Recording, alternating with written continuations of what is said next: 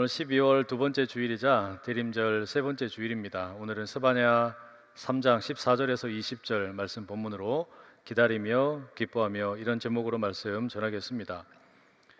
말씀을 시작하면서 시를 한 편 좀 소개해드리고 싶어요. 김윤환 시인의 난독증이라는 시입니다. 박 씨는 정의를 자유라고 읽었다. 김 씨는 정의를 민족이라고 읽었다. 부 씨는 정의를 힘이라고 읽었다. 오 씨는 정의를 질서라고 읽었다. 노 씨는 정의를 평화라고 읽었다. 이 씨는 정의를 시장이라고 읽었다. 붓다는 정의를 무욕이라고 읽었다. 예수는 정의를 사랑이라고 읽었다. 예비는 정의를 민주주의라고 읽었다. 아들은 정의를 취업이라고 읽었다. 시인은 정의를 괴물로 읽는다. 사람들은 저마다 괴물 하나씩 키우며 그것을 정의라고 읽는다. 정의라고 믿는다. 흥미롭죠. 이 시인이 우리가 저마다 다른 처지에서 세계를 해석한다 예리하게 지적을 합니다. 동일한 세계인데 어떤 사람에게는 지옥이고 어떤 사람에게는 천국이죠. 동일한 코로나 상황에 놓여 있는데 어떤 사람에게는 위기이고 어떤 사람에게는 기회입니다. 그러니 우리가 사실이라고 믿는 것은 사실상 어떻게 해석하느냐, 그 해석의 결과물입니다. 해석이라고 하는 것이 우리를 둘러싼 세계를 만든다라는 의미입니다. 요즘 우리는 내년에 있게 될 대통령 선거와 또 지방자치단체장 선거를 기다리고 있습니다. 그 가운데 말의 잔치를 경험합니다. 좋은 말의 잔치라면 참 아름다울 텐데 어찌 보면은 해석의 분분함만 가득한 것 같습니다. 정치인들이 동일한 세계를 각기 다르게 해석을 하죠. 각자의 이익에 따라 그리합니다. 언어라는 것이 의사소통을 위한 도구일 것인데 도리어 갈등과 싸움의 도구가 되어버렸습니다. 그 가운데 백성들은 참 답답하기도 하고 알 수 없는 불안감을 느끼기도 합니다. 우리 사회는 이처럼 난독증이 지배하고 있습니다. 서로 읽고 싶은 대로 읽고 해석하고 싶은 대로 해석을 합니다. 그래서 갈등이 끊이지 않는 것이겠죠. 동일한 언어로 이렇게 답답한 일이 가득한 오늘 우리와 달리 자기가 사랑하는 민족이 내리막길을 걷고 있고요. 그리고 자기가 사랑하는 나라가 이제 곧 망할 것을 보고 있는 한 사람, 이 스바냐라는 예언자가 있었습니다. 그는 분명히 이 세상이 이제 망할 것을 알고 있었고 자기의 조국이 다른 나라에 의해서 멸망할 것을 알고 있었습니다. 그런데 그는 자신에게 주어진 그 현실을 언어를 통해 새로운 세계로 멋지게 그려냅니다. 절망이 가득하고 이제 앞으로 파괴와 분노가 가득할 그럴 세상 가운데 또 다른 세상의 모습을 그림을 그리는 겁니다. 그래서 그는 일종의 시인이라고 말할 수 있습니다. 이 스바냐는 남유다 왕국의 말기에 활동을 했던 예언자입니다. 그는 남유다의 요시야라는 왕이 재임하던 시절에 활동을 했는데요. 열왕기하 22장에 보면 이 요시야 왕은 8살의 나이에 왕이 되고 31년 동안 남유다를 다스립니다. 비교적이 아니죠. 너무 일찍 왕이 되었지만 요시야는 다른 왕들에 비해서 후대의 사람들로부터 훌륭한 왕이다 이 평가를 받게 됩니다.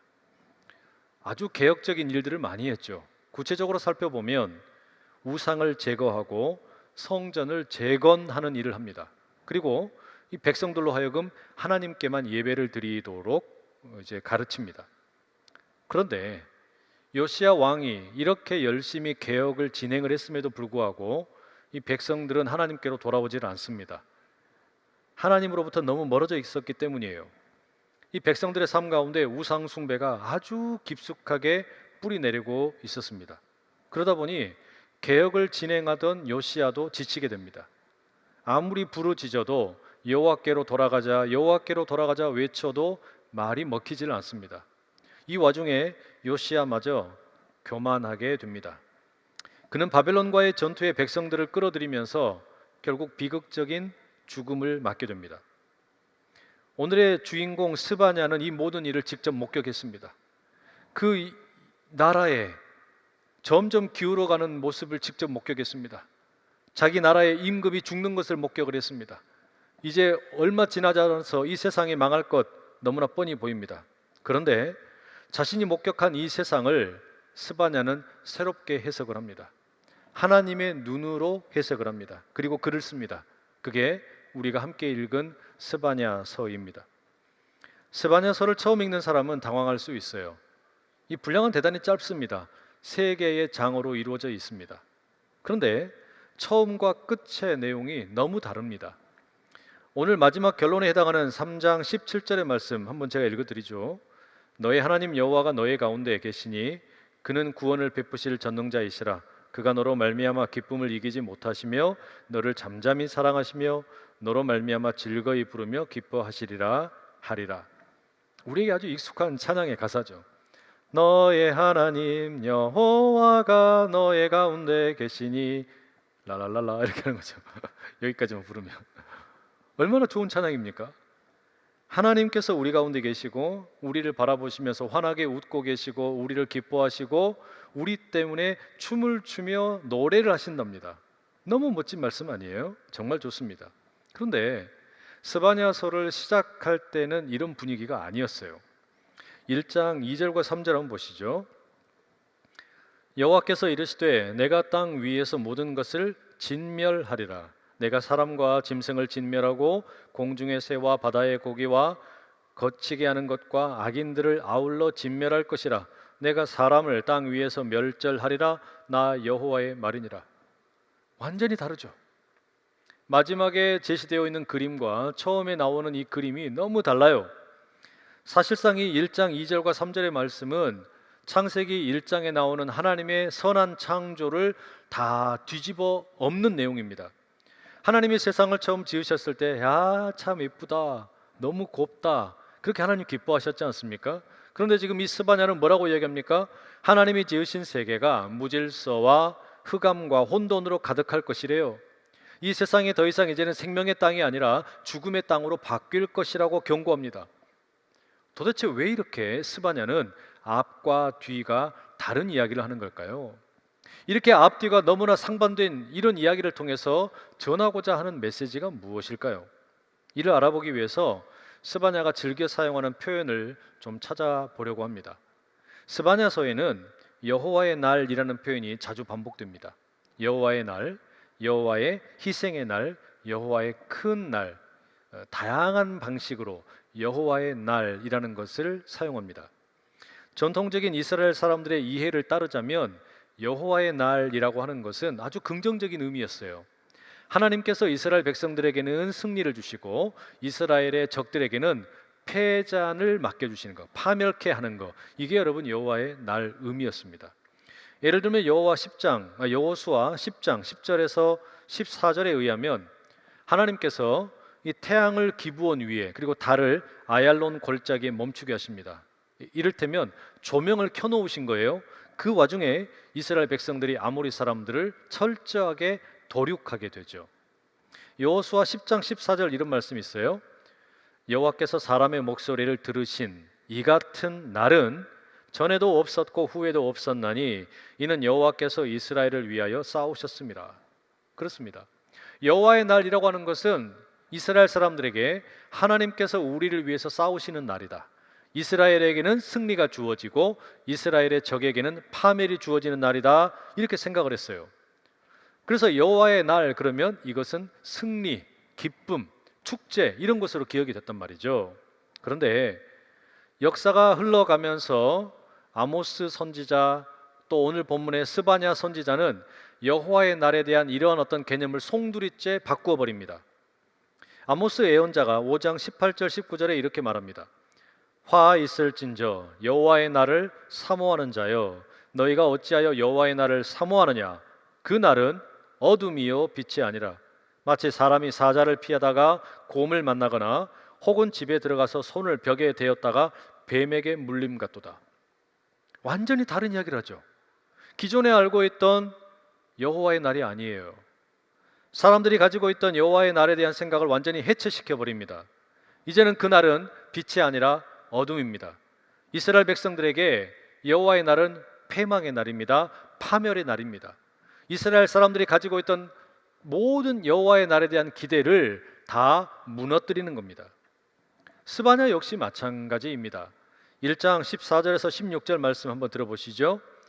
여호와의 큰 날이 가깝도다. 가깝고도 빠르도다. 여호와의 날의 소리로다. 용사가 거기서 심히 슬피 우는도다.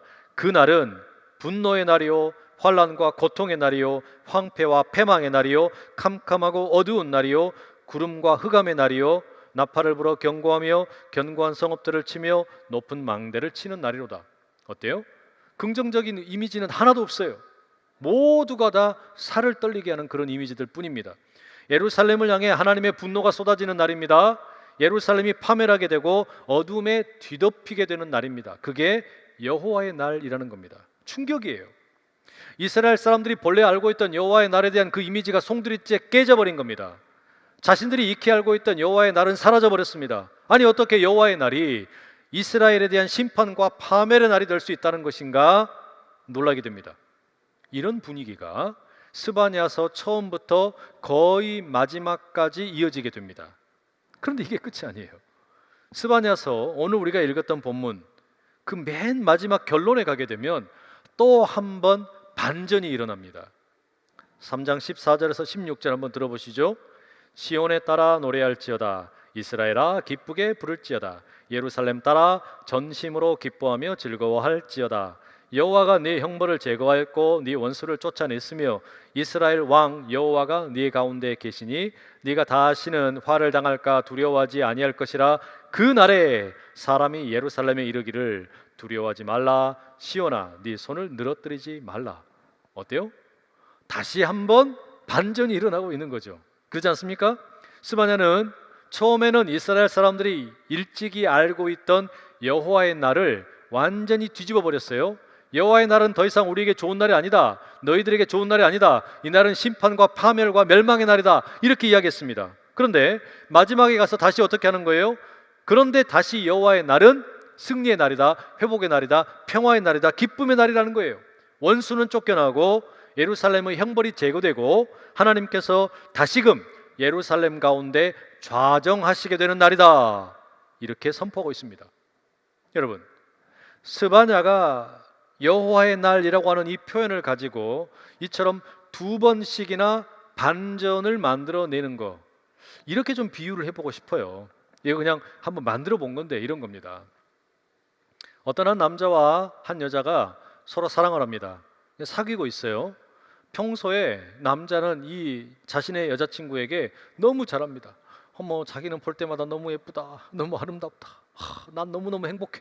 막 이렇게 맨날 사랑의 고백을 하는 겁니다. 그런데 어느 날 갑자기 이 남자가 태도가 완전히 달라진 거예요. 정색을 하고 자기 여자친구에게 불만을 털어놓습니다. 야, 너는 요리도 못해, 얼굴도 못생겼어, 머리도 나빠, 돈도 못 벌어, 게을러, 책임감도 없어, 감정의 기복은 왜 이렇게 심해? 넌 정말 답답한 여자야.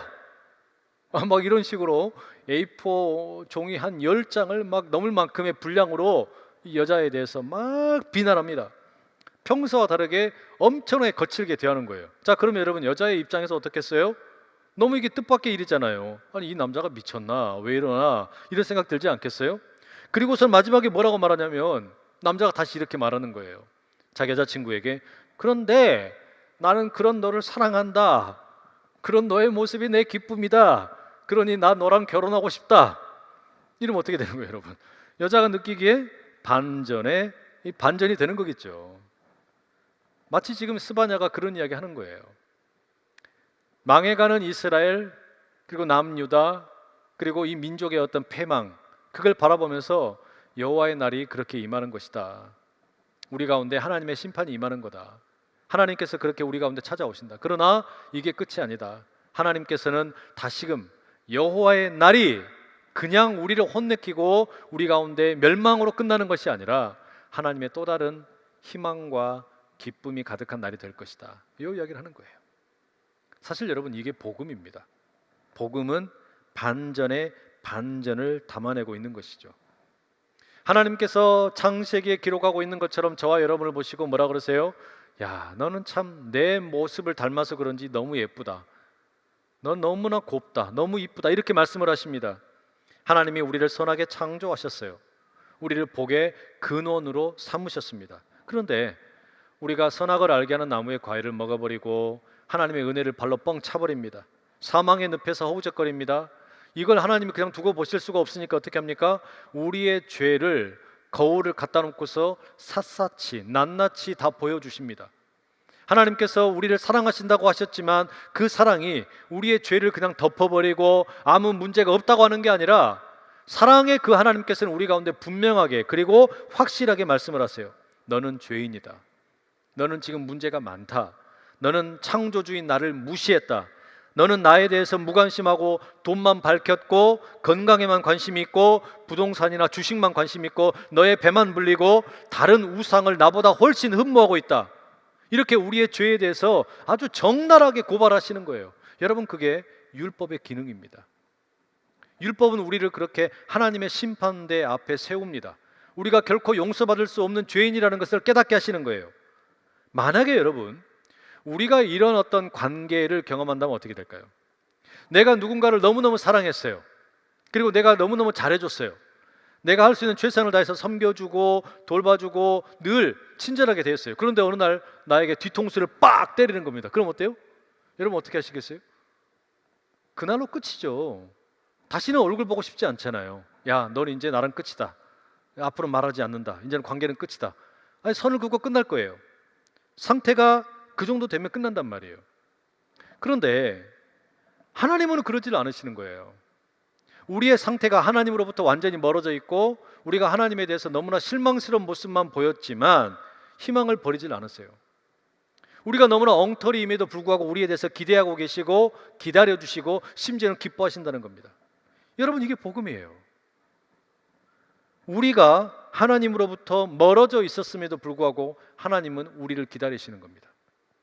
우리가 하나님에 대해서 너무나 멀어져 있는 상태로 다른 우상을 구하고 있음에도 불구하고 하나님께서 우리 가운데 기쁨을 이기지 못하시겠대요. 우리 가운데 거하시겠대요.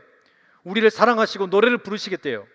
우리가 돌아오기를 기다리며 기뻐하시겠다는 겁니다.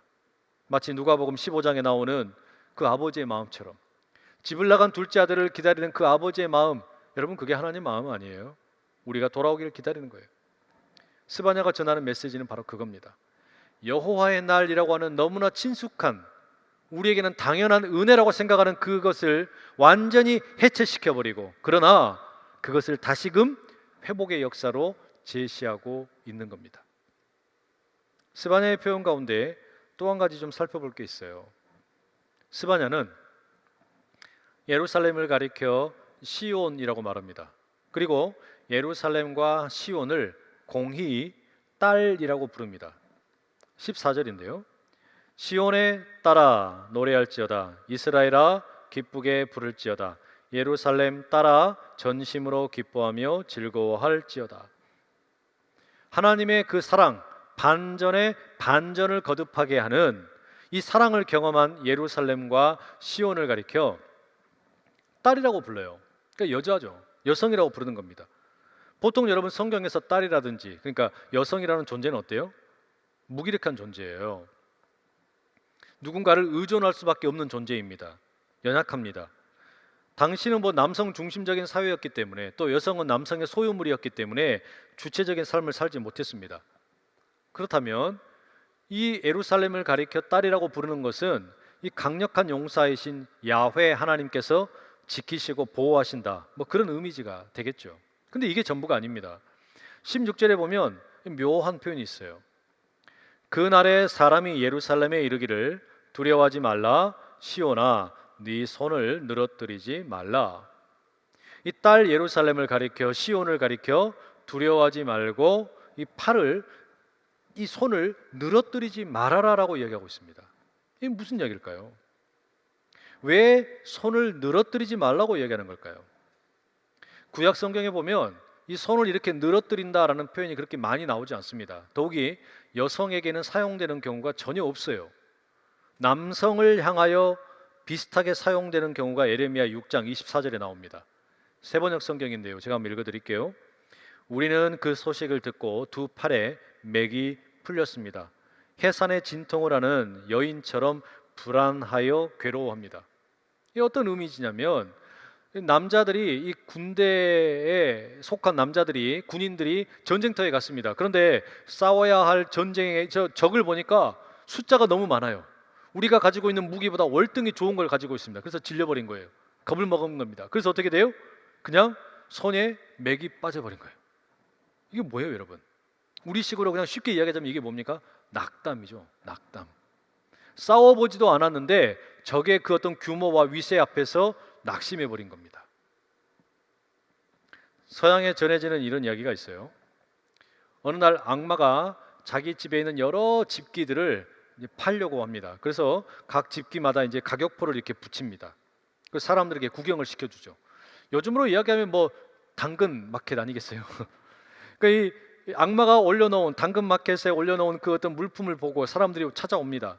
그리고 구경을 하는 거예요. 이것저것 어떤 사람이 찾아보는데 그 가운데 낡고 오래됐는데 또 먼지가 수북이 쌓여 있는데 제일 비싼 가격이 매겨져 있는 물건을 하나 보게 됩니다. 이게 뭔데 이렇게 비싼가? 악마에게 물어봤어요. 악마가 대답을 합니다.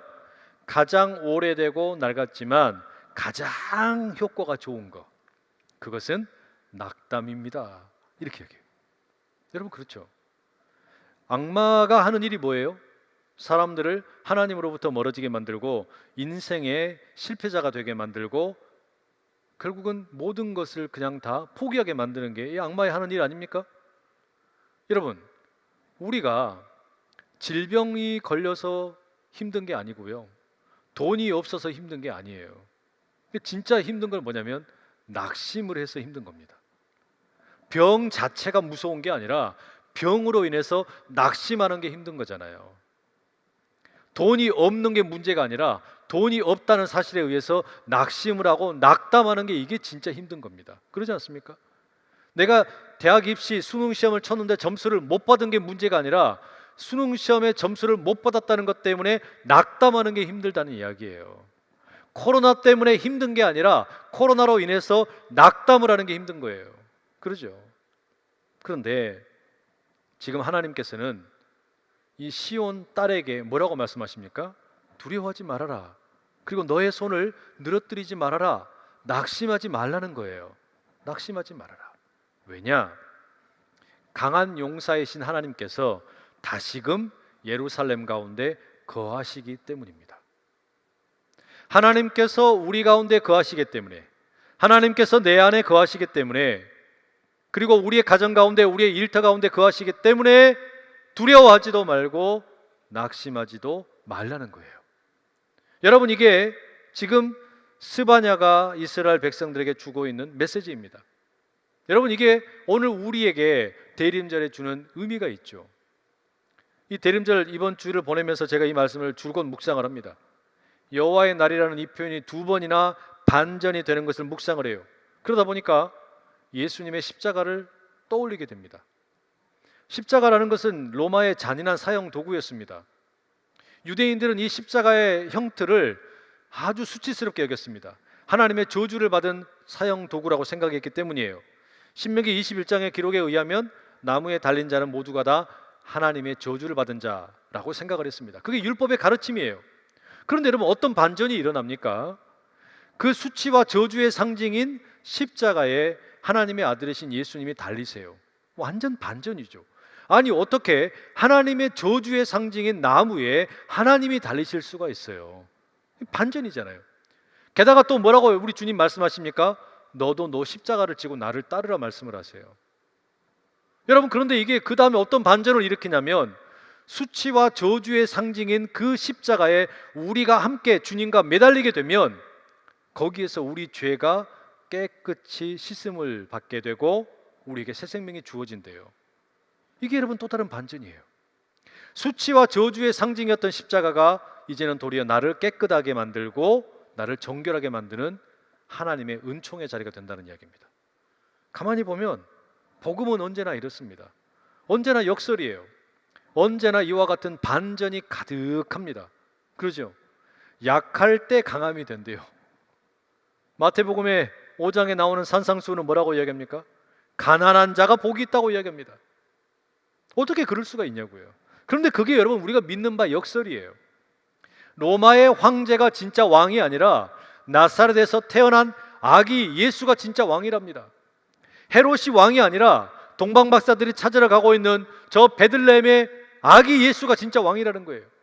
역설이에요. 반전입니다. 우리는 바로 그러한 역설의 하나님을 믿습니다. 반전의 하나님을 믿습니다. 나에게 너무나 익숙해 보이는 돈이 전부가 아니라 돈보다 더 크신 하나님을 믿는 것, 여러분, 이게 역설의 복음이에요. 이 복음을 붙드실 수 있기를 축복합니다. 그리고 또 하나, 손을 늘어뜨리지 말아라, 낙심하지 말라는 이 말씀, 이거 가만히 묵상을 하다 보니까 이게 참 여러분 마음에 확 와닿았습니다.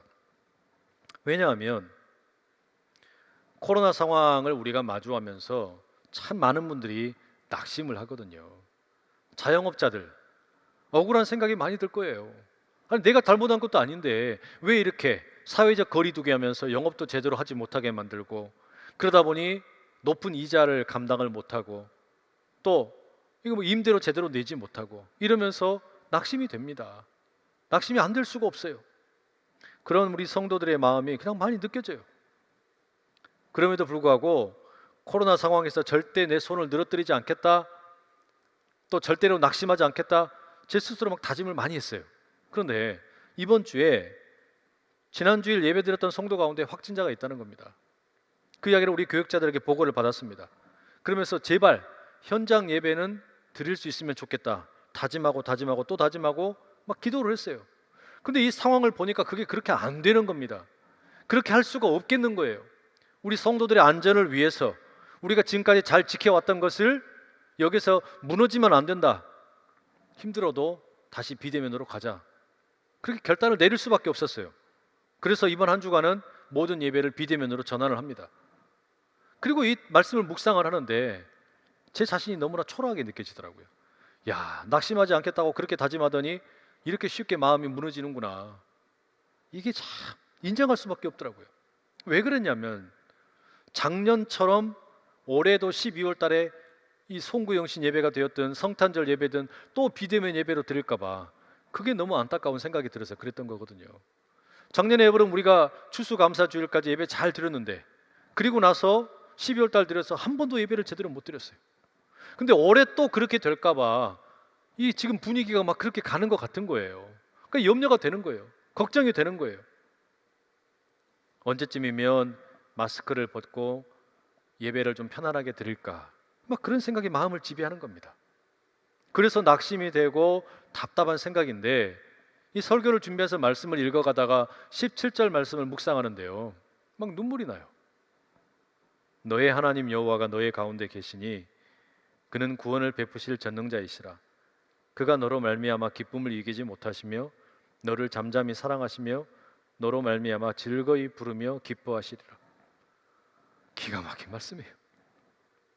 나는 지금 막 낙심이 되는데, 나는 지금 코로나 때문에 비대면 예배를 드려야 된다는 상황 때문에 너무나 답답한데 하나님이 내 가운데 계신대요.